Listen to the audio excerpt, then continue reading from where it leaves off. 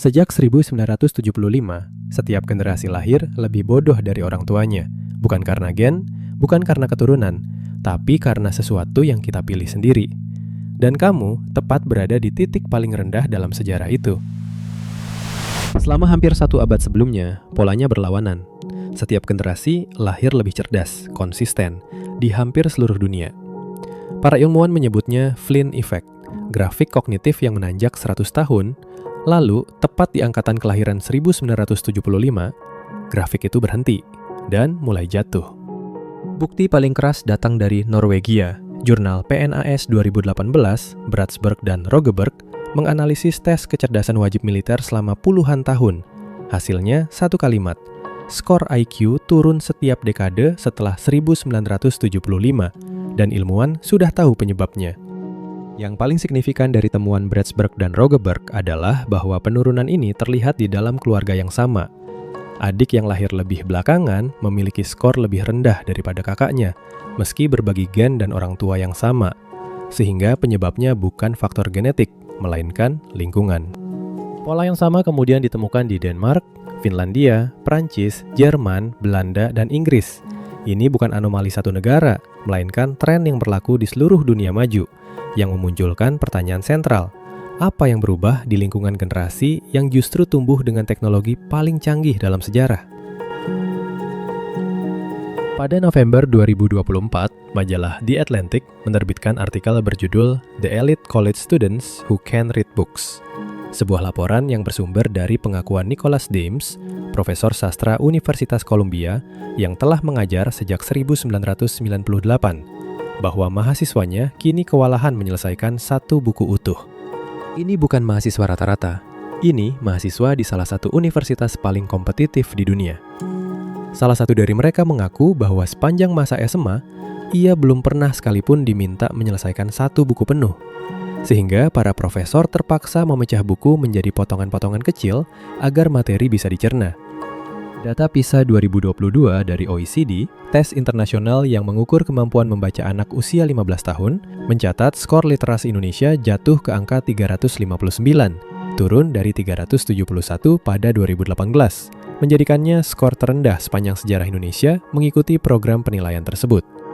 Angka yang lebih menggambarkan kondisi ini, hanya 25% siswa Indonesia mencapai level 2 PISA, batas minimum kecakapan membaca, yang berarti sekitar 75% siswa mampu memahami kalimat pendek yang harfiah, tapi belum dapat menafsirkan teks panjang dengan makna tersirat maupun abstrak. Secara peringkat, posisi Indonesia naik sekitar 5 tingkat dibanding 2018. Tapi kenaikan ini bukan karena kemampuan membaca membaik, melainkan karena negara-negara lain turun lebih dalam akibat pandemi. Skor absolut Indonesia tetap merosot, dan pola yang sama terbaca di kedua konteks.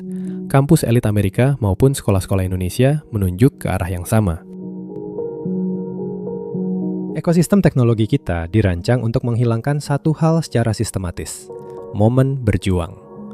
Setiap kebingungan langsung dijawab, setiap kesulitan langsung diselesaikan oleh aplikasi, sehingga otak kita semakin jarang mendapat kesempatan untuk benar-benar bekerja memahami sesuatu secara mandiri. Analogi otak sebagai otot bukan sekedar kiasan populer. Ia memiliki dasar dalam neuroplastisitas yang bekerja melalui prinsip pakai atau hilang. Koneksi saraf yang sering digunakan akan menguat, sementara yang jarang diaktifkan akan dipangkas oleh otak melalui proses yang disebut synaptic pruning. Konsekuensi langsungnya, ketika kita berhenti melatih kemampuan berpikir, koneksi otak yang menopang kemampuan itu secara harfiah menyusut, bukan secara metaforis, melainkan sebagai perubahan fisik yang terukur pada struktur jaringan saraf. Riset pendidikan dari Robert dan Elizabeth Bjork di UCLA memperkenalkan konsep desirable difficulties, kesulitan yang justru diinginkan. Temuan mereka menunjukkan bahwa perjuangan di awal proses belajar, termasuk usaha untuk mengingat kembali, justru memperkuat ingatan jangka panjang. Sementara belajar yang terasa terlalu mulus cenderung menghasilkan pemahaman yang dangkal. Maka pola yang terbentuk menjadi jelas. Membiarkan AI berpikir sebagai pengganti menghasilkan efisiensi jangka pendek, tapi secara bersamaan memangkas kapasitas kognitif yang paling kita butuhkan untuk berpikir mandiri. Dan inilah yang akan kita telusuri lebih jauh pada bagian berikutnya. Gloria Mark, profesor di University of California Irvine, telah melacak rentang atensi manusia selama lebih dari 20 tahun menggunakan metode pelacakan objektif, dan data yang ia kumpulkan menunjukkan penurunan yang konsisten serta terukur. Pada tahun 2004, rata-rata seseorang mampu mempertahankan fokus pada satu layar selama 2,5 menit sebelum berpindah perhatian.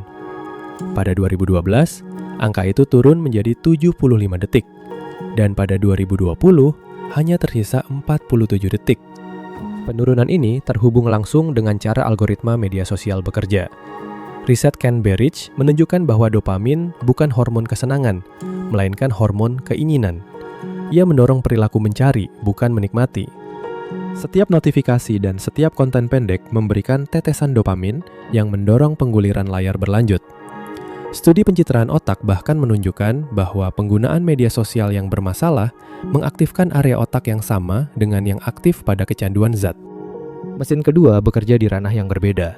Studi Michael Gerlich yang diterbitkan di Journal Societies pada 2025 melibatkan 666 partisipan, menemukan korelasi negatif yang signifikan antara frekuensi penggunaan AI dan kemampuan berpikir kritis, dimediasi oleh proses cognitive offloading, yakni kebiasaan mendelegasikan tugas berpikir kepada alat eksternal. Gerlich mencatat kelompok yang paling bergantung pada AI adalah usia 17 hingga 25 tahun, dan menyebut pola ini sebagai cognitive laziness, atau kemalasan kognitif.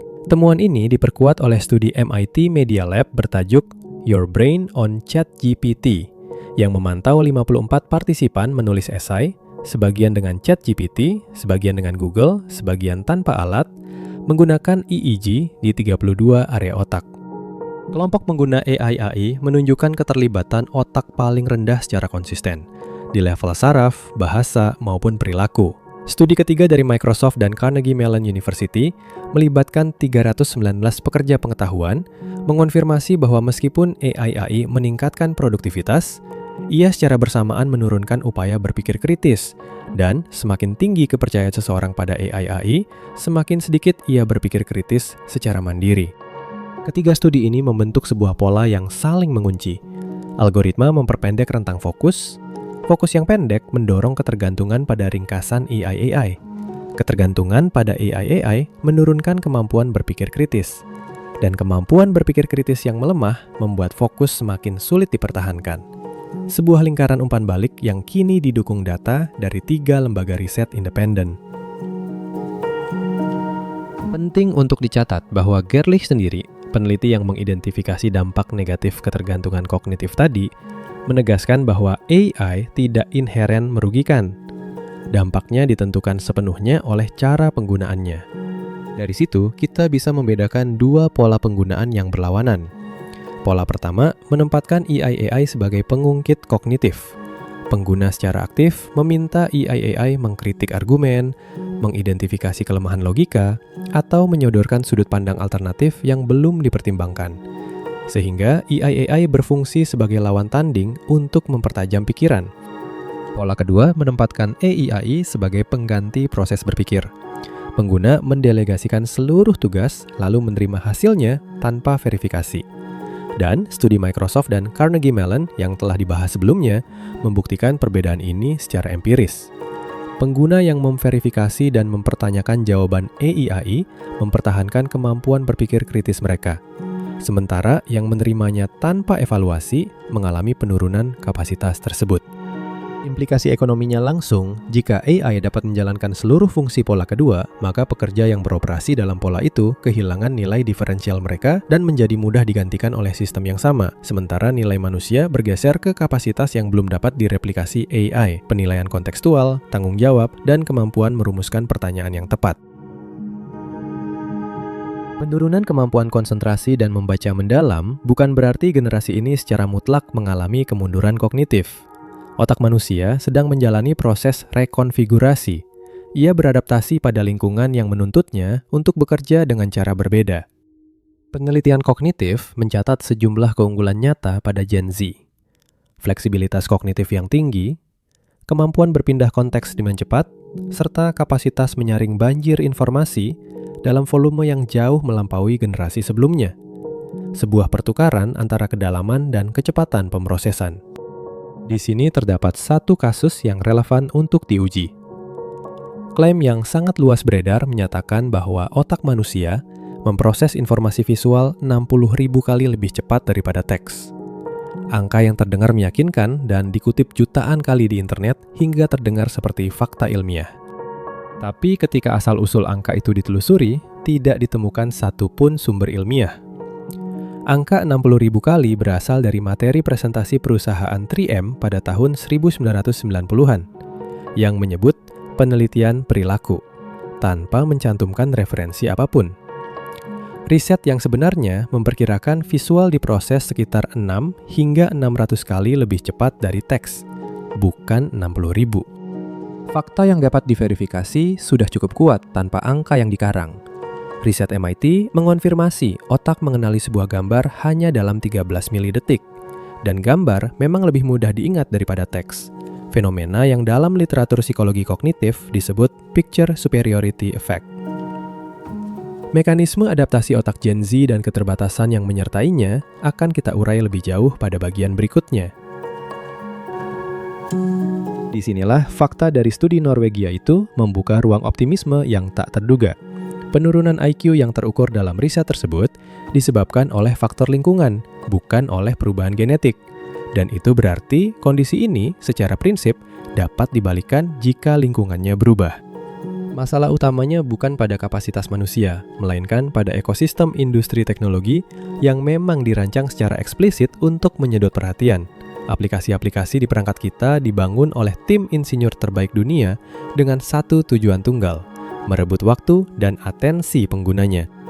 Maka respons pertama yang dapat dilakukan adalah kesadaran diri. Mengenali secara aktif kapan atensi otak sedang dibajak oleh sistem tersebut, sebagai prasyarat untuk membuat keputusan yang disengaja tentang bagaimana perhatian itu digunakan. Secara konkret, ini mencakup 4 praktik.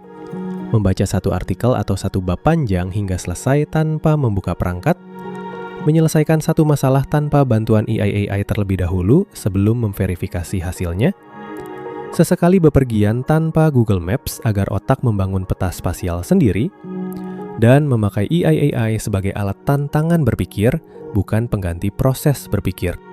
Industri teknologi menghabiskan miliaran dolar untuk memperebutkan atensi penggunanya, dan kesadaran bahwa perebutan itu sedang berlangsung adalah titik awal yang paling menentukan. Karena tanpa kesadaran itu, tidak ada keputusan yang benar-benar disengaja yang bisa dibuat.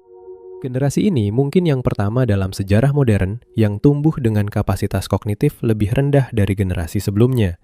Tapi data yang sama menunjukkan bahwa penyebabnya bersifat lingkungan, yang berarti pilihan untuk melawan degradasi itu bukan dengan menolak teknologi, melainkan dengan merebut kembali kendali atas cara penggunaannya tetap terbuka.